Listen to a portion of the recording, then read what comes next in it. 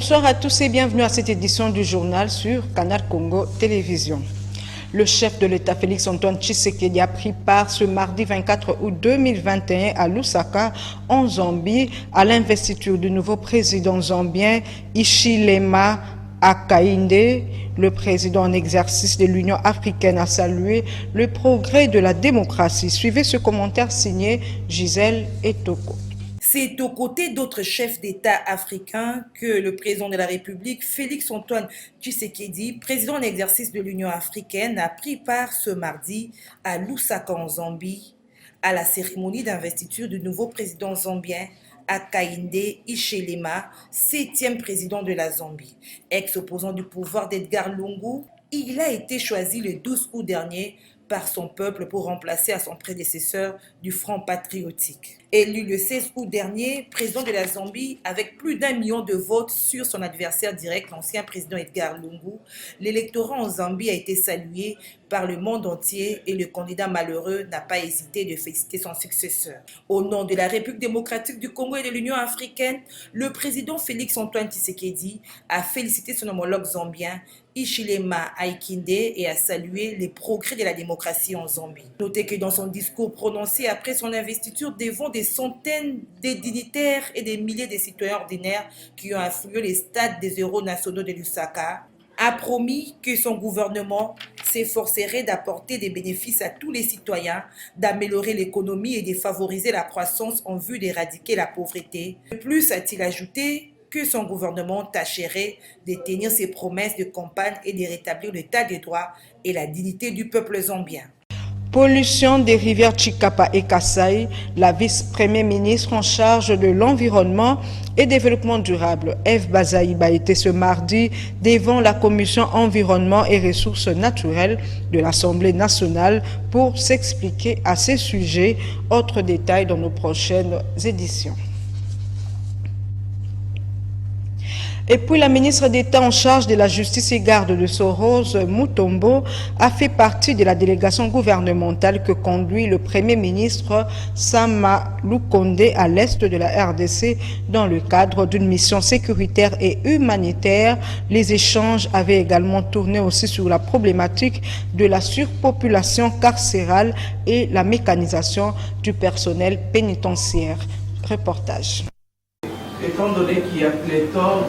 Profitant de son séjour à l'est de la RDC dans le cadre d'une mission sécuritaire et humanitaire conduite par chef du gouvernement, la ministre d'État de la Justice et garde de Sceaux a saisi l'occasion pour sensibiliser le magistrat à bannir les abus et monnayages dans le dossier dénoncé par la population. Rose Mutombo a promis de faire le nécessaire pour obtenir une solution au problème de logement posé par le magistrat et celui de matériel roulant et autres pour la prison. La ministre les a également encouragés pour le travail remarquable malgré les difficultés rencontrées dans l'exercice de leurs fonctions en cette période de l'état de siège. 80% au moins des dossiers est fait, mais il y a un problème effectivement de nombre de magistrats. Il y a un problème d'infrastructure qui se pose aussi, des différents cours et tribunaux qui sont dans la province. Il y a des choses qui pourront trouver solution avec le gouverneur de la province, mais il y a des solutions qui seront aussi envisagées au niveau du gouvernement central. Et pour moi, je suis persuadé qu'avec la volonté qu'ont les acteurs judiciaires, on pourra avoir un changement au sein de cette province. Les échanges avaient aussi tourné sur la problématique de la surpopulation carcérale et la mécanisation du personnel pénitentiaire. C'est dans ce cadre que la patronne de la justice a sensibilisé le magistrat à bannir les abus et monnayages dans le dossier dénoncé par la population. La ministre de Mines a reçu en audience les agents de l'entreprise Groupe Navodaya basée à Dubaï et qui a déjà dans son actif réalisé plusieurs activités en Afrique, notamment en Côte d'Ivoire et au Gabon. C'est dans cette optique qu'elle s'employera à intensifier ses actions en RDC à travers l'entreprise Kisenge Manganèse. Suivez ce reportage. Les agents de l'entreprise minière Navodaya Reçu en audience par Madame la ministre des Mines, était porteur d'un message consistant à relancer l'entreprise Kisenge Manganèse. Cette société, Navodaya, a déjà dans son actif réalisé plusieurs activités en Afrique, notamment en Côte d'Ivoire et au Gabon. Au sortir de l'audience, Maître Tati Miesinkoyi, avocat d'affaires et carrière immobilier, contentieux fiscal de droit de société, éclaire l'opinion sur l'objectif de cette démarche. Novodaya a des informations qui concernent l'entreprise Kisenge Manganèse, qui se trouve en cessation d'activité depuis énormément d'années. Et Novodaya, avec sa capacité financière, technique et l'expertise, estime qu'ils sont même d'apporter des fonds nécessaires, l'expertise, de l'équipement pour relancer cette entreprise suivant un contrat de partenariat public-privé. L'excellence a été assez claire sur les sujets. Elle a insisté sur le respect du code minier et elle a insisté sur les capacités dont Novodaya doit faire preuve en soumettant un dossier complet, exhaustif et assez clair qui atteste ses capacités à pouvoir travailler dans les domaines de manière à éviter, tout comme des charlatans qui viennent, qui négocient et puis qui disparaissent. Espérons qu'avec la détermination des Navodaya, le géant minier Kisenge Manganèse va revêtir sa plus belle robe d'antan. RDC-Russie vers une nouvelle coopération dans le domaine sanitaire. Le ministre de la Santé publique, Hygiène et Prévention, Dr Jean-Jacques Mbungani, s'est entretenu le lundi en son cabinet de travail avec Alexei Santebov, ambassadeur de la Fédération de la Russie en RDC. Le point avec Maxime Macabou. Le ministre de la Santé publique, Hygiène et Prévention, Dr Jean-Jacques Mbungani, s'est entretenu lundi 23 août 2021 en son cabinet de travail avec Alexei Santebov, ambassadeur de la Fédération de Russie en République démocratique du Congo. Les perspectives de la coopération entre la Fédération de Russie et la RDC dans le domaine de la santé, surtout pour la prévention de maladies contagieuses, étaient au centre de leurs échanges. Discuter avec son Excellence Monsieur le ministre, les perspectives de la coopération entre la Fédération de Russie et la RDC dans le domaine de santé, surtout pour la prévention des maladies contagieuses.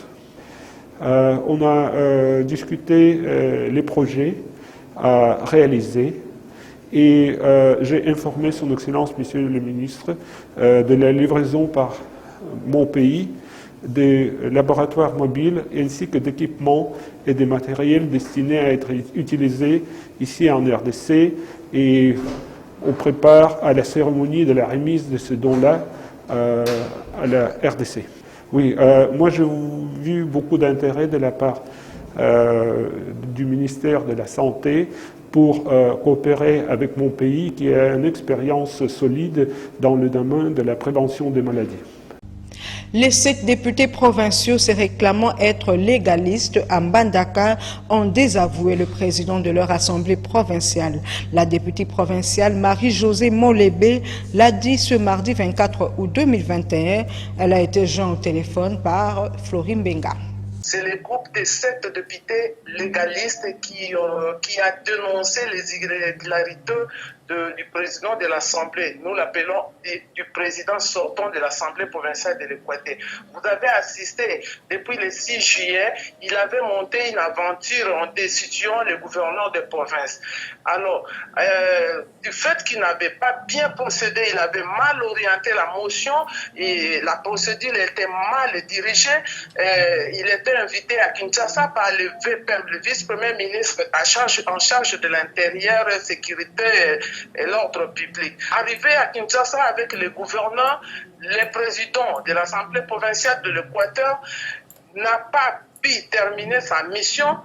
Il est revenu par voie fluviale en fraudant. Donc il a fraudé par la voie fluviale et le dimanche 21, il est arrivé ici à Mbandaka. Mais nous pensons que ce n'est pas lui qui est arrivé à Mbandaka parce que il a même modifié son identité. Il s'appelle M. Bouka Lompo Le Claude et dans le quoi manifeste d'embarquement, nous avons vu que ce monsieur Lompo La Claude.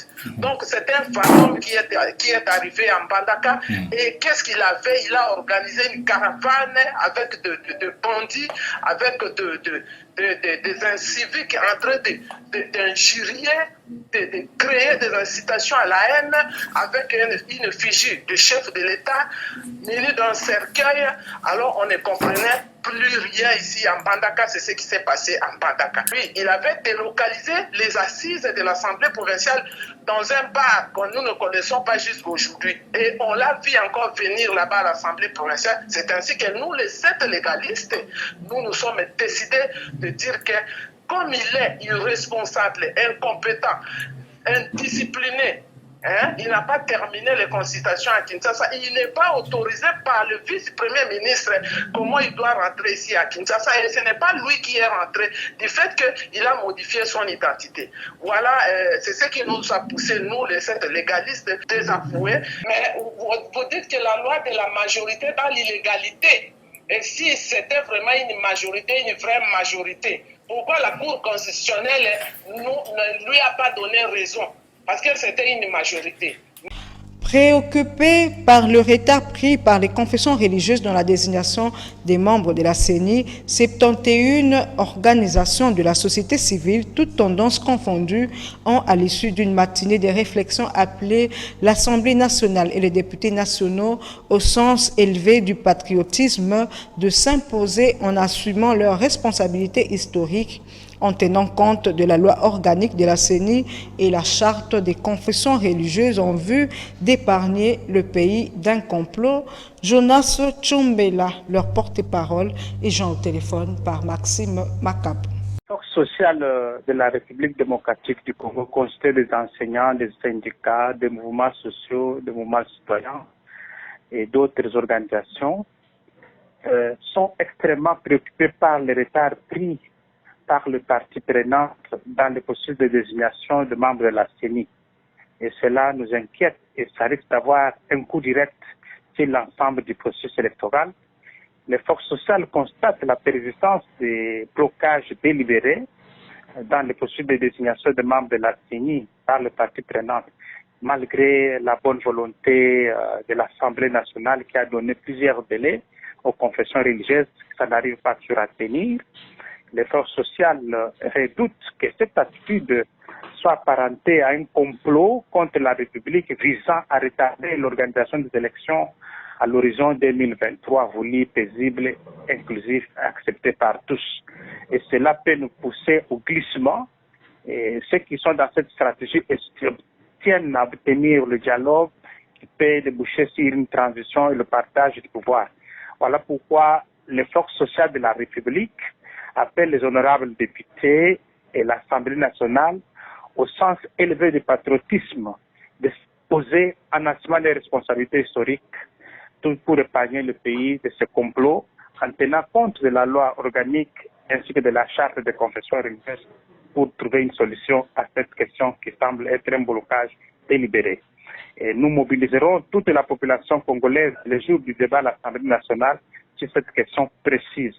Si d'ici là, rien n'arrive, les forces sociales prendront les responsabilités pour utiliser toutes les voies de droit et légales pour parvenir à cette fin. Persistance du blocage dans la désignation des membres de la Commission électorale nationale indépendante, Dr Jean-Baptiste Kankonde estime que ceux qui font du bruit ne sont pas prêts pour les élections. Ce communicateur de l'Union sacrée s'insurge contre la démarche de ceux qui veulent rencontrer le chef de l'État. Quant à ceux, il a été interrogé par Gisèle Etoko et Bruno Nzinga. Face au blocage qui persiste dans la désignation de membres du bureau de la CENI, Dr Jean-Baptiste Kankonda, communicateur de l'Union sacrée, estime que ceux qui font du bruit ne sont pas prêts pour les élections. Regardez comment ça se passe. On a convoqué une commission paritaire. Je vois nos amis de la Mouka qui rejettent tout en bloc. Entre-temps, il y en a qui sont dans l'hémicycle qui doivent jouer un rôle important. S'ils ne veulent pas, on ne doit pas bloquer. De toute façon, on a vu qu'en 2006, l'UDPS et les alliés avaient boycotté les élections. Ce n'est pas pour cette raison qu'il n'y avait pas eu des élections. Alors moi, je me demande que, comme les gens sont en train de préméditer un éventuel glissement, alors que le chef de l'État a dit qu'en 2023, il y aura bel et bien élection, il y en a qui crient déjà aux fraudes. Je pense qu'ils sont en train de faire la divulgation parce qu'ils savent qu'ils ne sont pas avec le peuple. C'est ça qu'ils sont en train de crier aujourd'hui, faire des pressions, faire de bruit. Ils ne sont pas prêts pour aller aux élections, que ce soit la Kabylie, que ce soit les autres. Alors, faudrait-on confier l'organisation des élections au ministère de l'Intérieur? Le communicateur de l'Union Sacrée répond. Si aujourd'hui le chef de l'État change les règles du jeu, entre-temps le jeu est en train de se mener, ceux qui sont des colporteurs, ceux qui sont en train de penser qu'il est en train de chercher le glissement, ils vont se frotter les mains. Alors nous disons ceci. Le chef de l'État, il s'est déclaré candidat à sa propre succession avant même que les autres puissent se réveiller. Je pense que pour le moment, il n'y a pas une crise. D'après moi, il n'y a que les 6 confessions religieuses qui ont apporté leurs procès-verbaux à l'Assemblée nationale qui doivent se décider. Je pense que M. Mbosso, en tant que le chef de cette entité-là, doit se prononcer. Quand je parle de M. Mbosso, je parle de l'Assemblée nationale. Dr Jean-Baptiste Sekankonda s'étonne que les 2 confessions religieuses qui avaient accusé les chefs de l'État d'instrumentaliser un groupe sollicitent son arbitrage. Le chef de l'État ne peut pas céder à ça, ne peut pas. Ça fait 1 semaine et demie qu'ils ont sollicité l'audience, le chef de l'État ne va pas les recevoir. Pourquoi? Pour la simple raison que eux, ils accusent le chef de l'État que l'argent a circulé. Il y a un homme fort. Mais aujourd'hui, vous demandez à celui que vous pensez que c'est lui qui est en train de stigmatiser, d'instrumentaliser, qu'il puisse vous accorder l'audience. Alors, si vous recevez vous les 2, alors les 6 vont aussi demander, c'est-à-dire que vous voulez amener le chef de l'État dans de bouzoba, comme on l'a dit, dans de potopoto. Dans un autre chapitre, les agents et cadres de la radio-télévision nationale congolaise RTNC, cette chaîne nationale, ont débuté ce mardi 24 août un mouvement de grève pour réclamer l'amélioration de leurs conditions socio-professionnelles, parmi lesquelles figure l'augmentation de leur rémunération, la prise en charge médicale et le paiement de décompte final, soit des personnes en âge d'aller à la retraite, soit encore en cas de décès d'un agent, ainsi que lors de la résiliation du contrat avec l'agent. Reportage.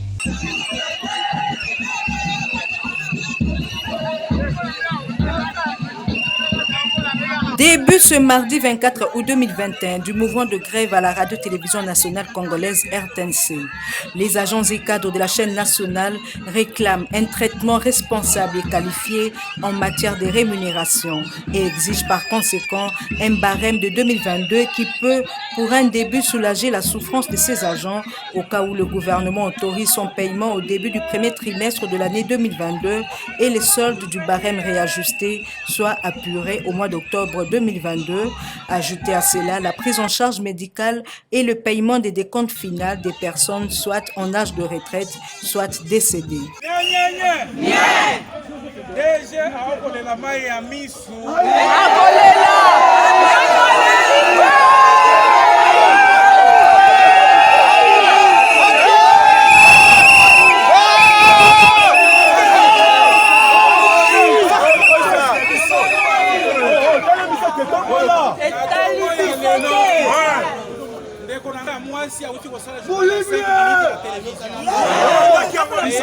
Président Tolandi mot d'ordre. OK. Tolekisi 5 minutes ya journal na tongo. Amen. Ngai ndeko na yo na kozonga na 19 pona sala lisusu 5 minutes. Ezali ndebo ye président opesaki mitindo te na lobi bongo. Boyo. Siko yebisi ngai est-ce que tokosala ka pe bongo? Journal à 13h05 minutes, journal 5 minutes. Ces agents de la RTNC sollicitent l'intervention du chef de l'État, Félix Antoine Tshisekedi, pour solutionner ces problèmes, mais cependant sont déterminés à aller jusqu'au bout de leur démarche, jusqu'à la satisfaction générale.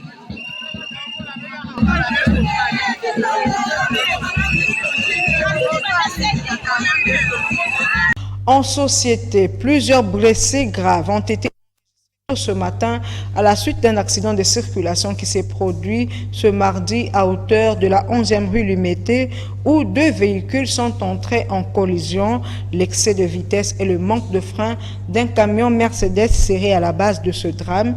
Reportage Émile Mouyaya et Keren Omonbo. Les accidents de circulation fréquents dans la capitale, parmi les causes, la vétusté de véhicules rarement soumis au contrôle technique, des chauffeurs mal formés, conduisant en état d'ivresse. Cet accident mortel qui s'est produit vers 5 heures du matin de ce mardi 24 août 2021 a fait plusieurs blessés. Un camion Ben de marque Sinotru, engin chinois qui transportait des briques à construire, en panne de frein, roulant à vive allure, a percuté un taxibus 207 changeant brusquement la bande, s'en était bloqué à côté pour embarquer le passager. Le bus s'est soudainement surpris par l'arrivée inopinée de ce camion ayant une vitesse stratosphérique. Les blessés ont été évacués à l'hôpital Saint-Joseph.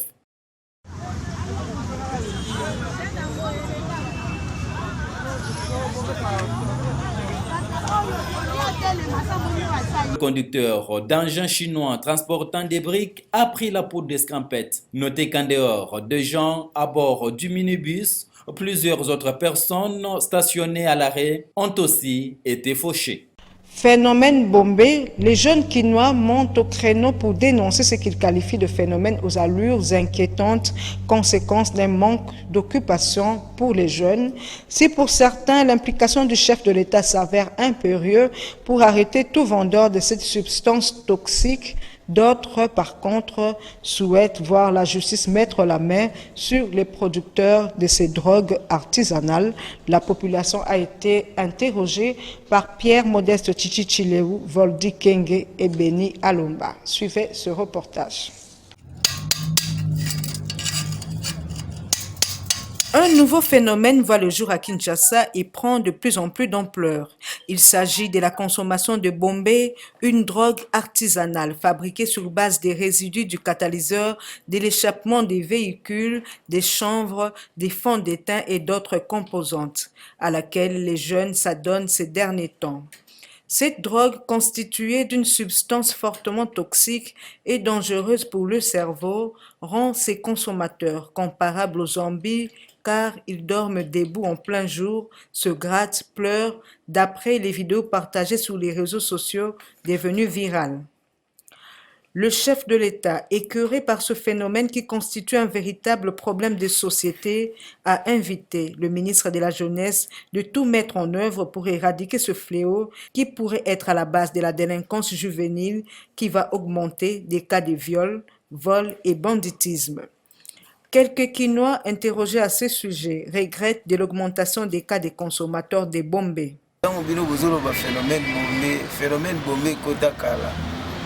Et infecté de siko jeunesse mususu tellement siko na bongo ya jeunesse o infecté wana ezobala na te on bozomona ba réaction o ya makambo faut l'état sunga jeunesse pour l'état qui parle jeunesse de to éviter bango bazokende bakotika jeunesse na nini po même papa Mobutu zaye koloba na ki pouvoir suki moindo lelo suki pembe lobi na keimboka na maboko nani ya jeunesse tangu yo moko l'état oza responsable ozebi ke indien na chinois bazoteke la congolais whisky oyo ezobebisa po babombe na ba melango pamba te na biloko ba chinois ba osale la peuple congolais la kati mboka o pe ba indien tala jeunesse obino bozo encadrer bobima ba faux parents pe bobimi ba faux parents po bokoki ko maîtriser ba valeur ya jeunesse mboka na bino te lobi bino bo okeni bokotika mboka pe bilenge na position nini na position ya bombe oyo pona biso ba jeune ngana koma oyoka mawa pe na yoka wa souci par rapport ya makambo ezo le ngana mboka na biso gouvernement nde il faut à se prendre en charge na makambo oyo parce que totali na sera Mobutu l'air ba société za ki limité on a se tonaki na ba société to kala ko yoka makambo ata mkolomoti mais lelo oyo ba jeune bazo sisa biso to ba licencié ba gradué bazali musala ezate ba jeune ba comment se distraire ka pamba boye ba ko momela ba bombe ba diamba ba nini po musala ezate distraction ngwana. Cette substance toxique est apparue à Kinshasa depuis 2019.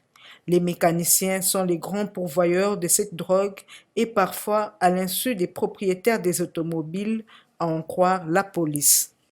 En dehors de nos frontières, l'ancien président tchadien Hissène Habré est décédé ce mardi 24 août 2021 à Dakar à l'âge de 79 ans, condamné en 2016 à la prison à perpétuité pour crimes de guerre et crimes contre l'humanité et condamné par les chambres extraordinaires africaines en 2016. Sentence confirmée en appel l'année suivante. Hissène Habré avait contacté le coronavirus dans la prison du Cap Manuel où il était incarcéré et avait été pris en charge dans différents établissements de santé de la capitale sénégalaise. Le nouveau président tchadien Mahatma Idriss Déby a réagi à l'annonce de sa mort en adressant ses sincères condoléances à sa famille et au peuple tchadien, se disant attristé par la nouvelle et rejette les allégations selon lesquelles Hissène Habré n'avait pas été vacciné contre la COVID-19. Et c'est par ici que nous mettons un terme à cette édition du journal sur Canal Congo Télévision. Merci à tous de l'avoir suivi. Au revoir.